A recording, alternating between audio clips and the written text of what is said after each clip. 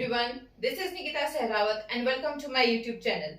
तो आज हम लोग करेंगे हमारे एनसीईआरटी के question answers chapter first matter in our surroundings के। हमने इसकी जो एग्जांपल प्रॉब्लम्स हैं वो पिछली वीडियोस के अंदर कंप्लीट कर ली हैं। तो आज हम लोग जो लास्ट क्वेश्चंस हैं एनसीईआरटी के वो करेंगे। तो चलिए हम लोग स्टार्ट करते हैं। पहला क्वेश्चन है हमारा, convert the following temperatures into the Celsius scale. हमें टेम्परेचर दिया गया है और उसको हमें सेल्सियस स्केल के अंदर कन्वर्ट करना है। 300 केल्विन और सेकंड है हमारा 573 केल्विन। मैंने आपको डिफरेंट टेम्परेचर स्केल्स करवाए थे, तो उसके अंदर हमारा क्या था, फॉर्मूला हमारा क्या था कि अगर हमें केल्विन के अंदर टेम्परेचर करना है कन्वर्ट, आप बहुत ही सिंपल तरीके से इसको याद रख सकते हैं कि जो केल्विन है ये डिग्री सेल्सियस से ज्यादा होता है, हमेशा ज्यादा होता है। तो यानी कि हमें डिग्री सेल्सियस के अंदर 273 ऐड करना पड़ेगा, तभी तो वो ज्यादा बनेगा। ठीक है, तो केल्विन क्या है हमारा, जो हमें टेम्परेचर निकालना है वो कैसे निकालेंगे, सेल्सियस के अंदर जो हमें केल्विन दिया गया है उसमें से हम लोग 273 माइनस कर देंगे, तो हमारा क्या आ जाएगा, डिग्री सेल्सियस आ जाएगा। ठीक है, हमें तो कम वाला चाहिए तो माइनस करना होता है ना, तो आप इसको ऐसे याद रख सकते हो। तो अब हमारे पास क्या टेम्परेचर दिया हुआ है केल्विन का, 300 माइनस 273 कितना बचा, 27 डिग्री सेल्सियस आया हमारा। ठीक है, क्लियर। ऐसे ही हमारा सेकंड है 573 केल्विन। वैल्यूज पुट कर दो, केल्विन की जगह पर 573 माइनस 273 कितना बचा, 300 डिग्री सेल्सियस। ठीक है, हमारा सेल्सियस के अंदर ये टेम्परेचर आ गया। बहुत सिंपल सा तरीका है, क्वेश्चंस की आप बार बार प्रैक्टिस करोगे तो आ जाएगा। सिंपल मैथ्स है, बहुत बेसिक सा तरीका है याद रखने का कि जो हमारा डिग्री सेल्सियस है वो क्या होगा, केल्विन में से 273 माइनस कर दो, और अगर हमें केल्विन निकालना है तो डिग्री सेल्सियस के अंदर 273 ऐड कर दो, क्योंकि सेल्सियस के अंदर अगर हम कुछ ऐड करेंगे तभी तो हमें केल्विन मिलेगा, तभी तो हमें ज्यादा वैल्यू मिलेगी। ठीक है, आप लोग ऐसे इसको याद रख सकते हैं। सेकेंड है, convert the following temperature into the kelvin scale. ठीक है, यहाँ पर हमें केल्विन स्केल के अंदर कन्वर्ट करना है, केल्विन के अंदर कन्वर्ट करना है ना। पहला हमें क्या दिया हुआ है, 25 डिग्री सेल्सियस और सेकंड है 373 डिग्री सेल्सियस। अभी हमें क्या करना है, सेल्सियस के अंदर टेम्परेचर दिया हुआ और कन्वर्ट करना है हमें केल्विन के अंदर। फॉर्मूले के अंदर पुट कर दें, कितना डिग्री सेल्सियस है, 25 डिग्री सेल्सियस। क्या ऐड करना है, 273 कर दो ऐड, कितना बना, 298 केल्विन। केल्विन के साथ में हम लोग डिग्री नहीं लगाते हैं, डिग्री लगती है सिर्फ और सिर्फ सेल्सियस के साथ में और फ़ारेनहाइट के साथ में। ठीक है, केल्विन के साथ में कभी भी डिग्री नहीं यूज होती है। सेकंड है 373 डिग्री सेल्सियस, 373 डिग्री सेल्सियस है, उसको केल्विन में कन्वर्ट करना है, कर दो 646 केल्विन। ठीक है, क्लियर। थर्ड क्वेश्चन है हमारा, give reasons of the following observations. हमें दो ऑब्जर्वेशंस दी हुई है, हमें इसके रीजंस देने हैं। पहला है, naphthalene ball disappear with time without leaving any solid. ठीक है, नैप्थलीन बॉल्स जो है वो बिना कोई भी सॉलिड छोड़े डायरेक्ट की डायरेक्ट गैस के अंदर कन्वर्ट हो जाती है। ऐसा क्यों होता है, नैप्थलीन बॉल्स मतलब जो कपूर की गोलियां होती है, आपने अपने घरों में भी देखी होंगी, मम्मी रखती है बेड के अंदर, अलमीरा के अंदर, कपड़ों में। तो वो जो है वो हमारी सॉलिड बॉल्स होती हैं, ऐसी छोटी छोटी सी, और वो डायरेक्ट जो है वो वेपर्स के अंदर कन्वर्ट हो जाती हैं। वो कहीं पर भी अपना कोई भी नामो निशान नहीं छोड़ती है पीछे, वो डायरेक्ट इवेपोरेट हो जाती है। तो ऐसा क्यों होता है, हमें इसका रीजन देना है। तो जो नैप्थलीन बॉल्स हैं हमारी, वो सब्लिमेशन के प्रोसेस के अंडर काम करती हैं। ठीक है, नैप्थलीन बॉल्स हमारी क्या करती हैं, वो सब्लिमेशन के अंडर जाती हैं, और सब्लिमेशन के अंदर जाने से क्या होता है कि जो हमारे सॉलिड्स हैं वो हमारे डायरेक्ट गैसेस के अंदर कन्वर्ट हो जाते हैं। ठीक है, सब्लिमेशन के अंदर हमारे जो सॉलिड्स हैं वो डायरेक्ट गैसेस के अंदर कन्वर्ट हो जाते हैं, main the process of sublimation. साथ ही साथ में जो है वो इवेपोरेट कर जाती है जो नैप्थलीन बॉल्स होती हैं। ठीक है, तो इसका क्या रहेगा कि जो नैप्थलीन बॉल्स हैं वो सब्लिमेशन की प्रॉपर्टी शो करती हैं। Evaporation of naphthalene takes place so easily and it disappears during the time, okay, course of time without leaving any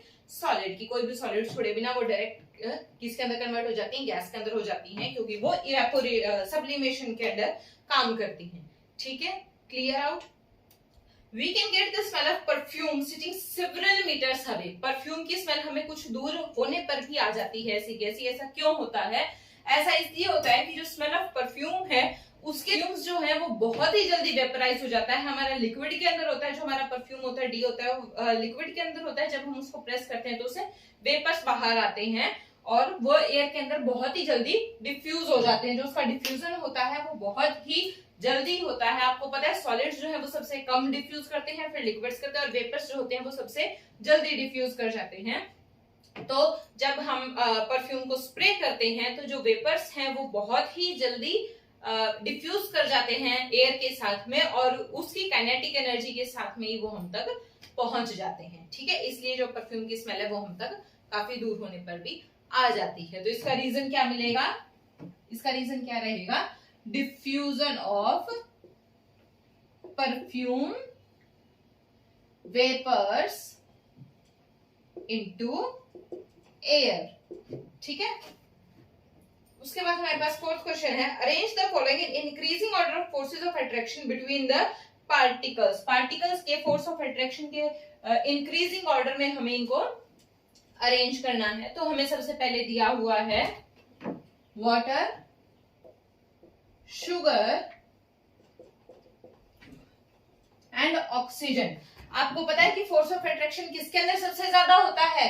हमें पता है फोर्स ऑफ अट्रैक्शन सबसे ज्यादा होता है सॉलिड्स के अंदर, फिर होता है लिक्विड्स के अंदर, और सबसे कम होता है गैसेस के अंदर, है ना। तो वाटर क्या है? अब हमारा वाटर है हमारा लिक्विड, तो वाटर, शुगर क्या है हमारा सॉलिड, और ऑक्सीजन क्या है हमारा गैस। तो इसका आंसर क्या हो जाएगा कि सबसे ज्यादा होता है शुगर के अंदर, फिर होता है वाटर के अंदर, और सबसे कम होता है ऑक्सीजन के अंदर। ठीक है, इंक्रीजिंग ऑर्डर के इसने बोला है, तो इंक्रीजिंग ऑर्डर कैसे होता है? पहले सबसे कम, फिर ज्यादा, फिर ज्यादा। सबसे कम किसमें है? ऑक्सीजन में है सबसे कम। फिर किसके अंदर है? ऑक्सीजन से ज्यादा वाटर के अंदर है, और वाटर से ज्यादा किसके अंदर है? शुगर के अंदर है। ठीक है, फिफ्थ क्वेश्चन है, what is the physical state of water at. आपको कुछ एक टेम्परेचर्स दिए गए हैं और आपको वाटर की फिजिकल स्टेट बतानी है कि उस टेम्परेचर पर क्या होगी। ठीक है, पहला है 25 डिग्री सेल्सियस। 25 डिग्री सेल्सियस के ऊपर जो वाटर की स्टेट है वो क्या होगी? 25 डिग्री सेल्सियस क्या होता है? ये हमारा नॉर्मल एटमॉस्फेरिक टेम्परेचर होता है, या इसको हम लोग रूम टेम्परेचर भी बोलते हैं। तो 25 डिग्री सेल्सियस के ऊपर वाटर जो है वो हमारा लिक्विड ही रहेगा। नॉर्मल जो हमारा अभी रूम का टेम्परेचर है 25 है, यहाँ पर अगर हमारे पास पानी है तो वो पानी की स्टेट में रहता है ना। सेकंड है 0 डिग्री सेल्सियस। 0 डिग्री सेल्सियस क्या है? 0 डिग्री सेल्सियस है वाटर का मेल्टिंग पॉइंट। मेल्टिंग पॉइंट मतलब कि इस पॉइंट के ऊपर जो हमारी आइस है वो मेल्ट करना स्टार्ट कर देती है वाटर में। ठीक है, लिक्विड के अंदर। तो 0 डिग्री सेल्सियस पे हमारा वाटर किस स्टेट में होगा? यहाँ पर हमारा वाटर सॉलिड स्टेट में भी होगा और लिक्विड स्टेट में भी होगा, क्योंकि जो आइस है, जो सॉलिड है, वो लिक्विड में कन्वर्ट होनी स्टार्ट हो गई है इस टेम्परेचर पे। ठीक है, उसके बाद है 100 डिग्री सेल्सियस। 100 डिग्री सेल्सियस क्या है? ये है हमारा वाटर का बॉइलिंग पॉइंट। ठीक है, वाटर का बॉइलिंग पॉइंट है ना। तो यहाँ पर जो वाटर है वो किस स्टेट के अंदर होगा? वो लिक्विड में भी होगा और वो गैस में भी होगा, यानी कि वो वेपर्स में भी कन्वर्ट हो रहा होगा। ठीक है, तो दोनों के दोनों स्टेट के अंदर इस टेम्परेचर पर हमारा वाटर रहेगा। उसके बाद हमारा क्वेश्चन नंबर 6 है, गिव 2 रीजंस टू जस्टिफाई। हमें 2 रीजन दे रहे हैं इनके जस्टिफाई करने के लिए स्टेटमेंट को। स्टेटमेंट क्या है हमारी? Water at room temperature is a liquid.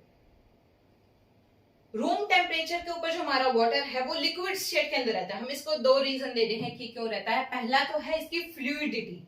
ठीक है, कि वाटर जो है वो फ्लूइड होता है तो वो रूम टेम्परेचर के ऊपर लिक्विड रहता है। ठीक है, और दूसरा है इसकी डेफिनेट वॉल्यूम होती है लेकिन इसकी कोई डेफिनेट शेप नहीं होती। हमारा जो है लिक्विड, उसकी क्या होती है प्रॉपर्टी कि उसकी जो फिक्स वॉल्यूम तो होती है लेकिन कोई फिक्स शेप नहीं होती। तो वाटर भी जो है उसकी वॉल्यूम तो फिक्स रहेगी लेकिन उसकी शेप फिक्स नहीं है, इसलिए वो लिक्विड है। और दूसरा, वो रूम टेम्परेचर के ऊपर फ्लूइड रहता है, इसलिए वो लिक्विड है। ओके, हो गए दो। सेकेंड है, आयरन अलमीरा is a solid at room temperature. लोहे की जो अलमारी होती है वो सॉलिड होती है रूम टेम्परेचर। क्यों होती है? आपको रीजन देना सिंपल सा है कि उसकी फिक्स वॉल्यूम होती है और उसकी फिक्स शेप होती है और वो रिजिड होती है। रिजिड मतलब सख्त होती है, कठोर होती है। ठीक है।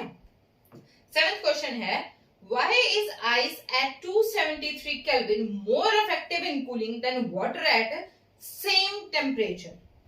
273 केल्विन मतलब 0 डिग्री सेल्सियस। तो इसने क्या बोला है कि जो इस टेम्परेचर के ऊपर आइस होगी वो ज्यादा इफेक्टिव होगी कूलिंग के अंदर रेदर देन वाटर। तो ऐसा क्यों है?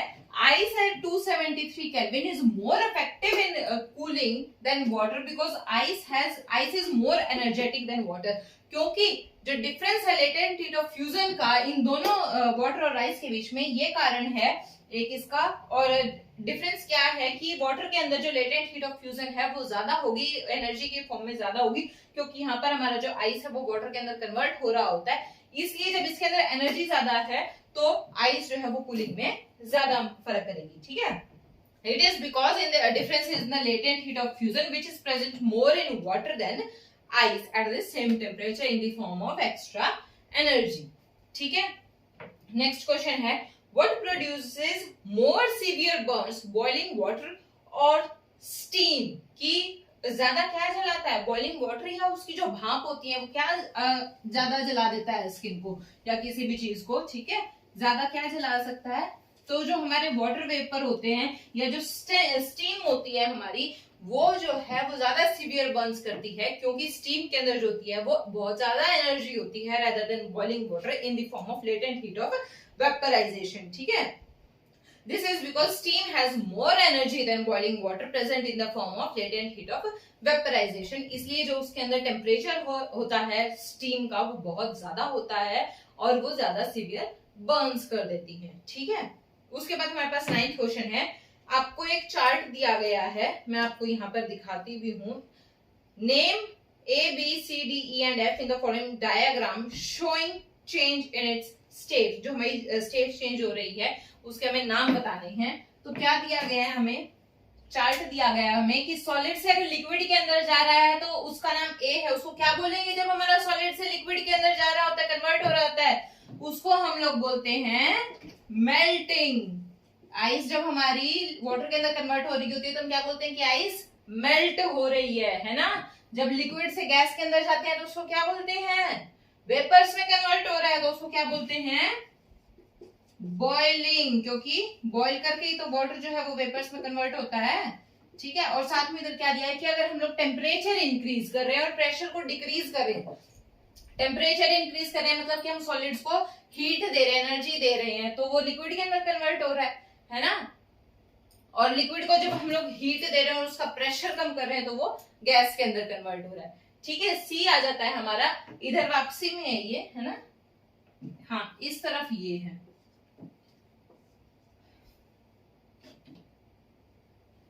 जब हमारा गैस जो है उसको गैस लिक्विड के अंदर कन्वर्ट होती है उसको हम लोग क्या बोलते हैं, कंडेंसेशन। तो सी क्या हो जाएगा, कंडेंसेशन।